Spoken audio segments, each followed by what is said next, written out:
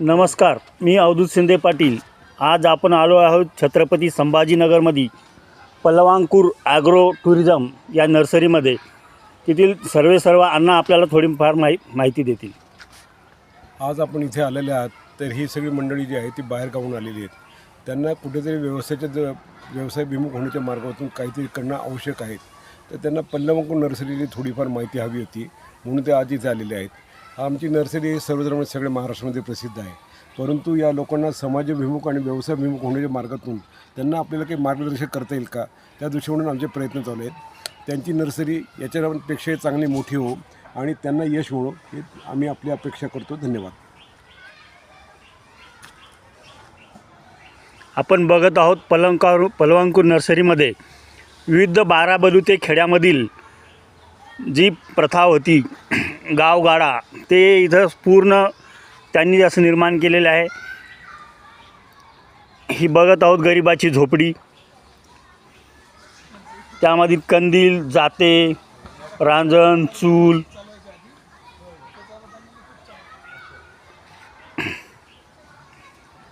आणि हे बघत आहोत आपण लोहार।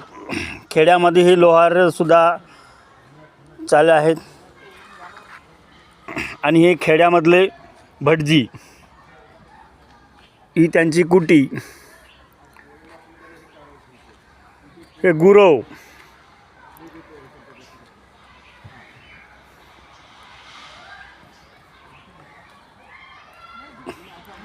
हे सुतार,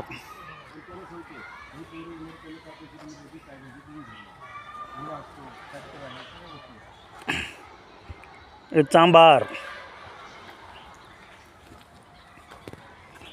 हे नावी,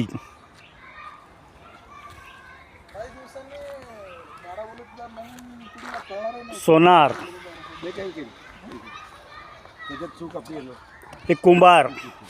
असं या पलवांकुर नर्सरीमध्ये 12 बलुतेदारांच्या मूर्त्या बनवून इथं येणाऱ्या टुरिझम वाढवण्याचा प्रयत्न केला आहे। तर मी आपण विचारत आहोत प्रशांत इंगळे यांना, आपण या नर्सरीमध्ये आल्यानंतर आपल्याला काय वाटतं?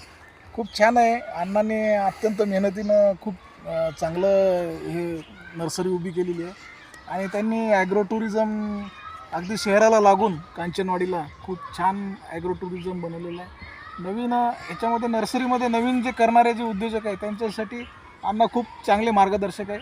अण्णांचा अनुभव दांडगा आहे आणि नवीन ज्यांना कोणाला ह्या व्यवसायात उतरायचं आहे तर त्यांनी खरोखरच अण्णाचं मार्गदर्शन घेतलं पाहिजे। धन्यवाद।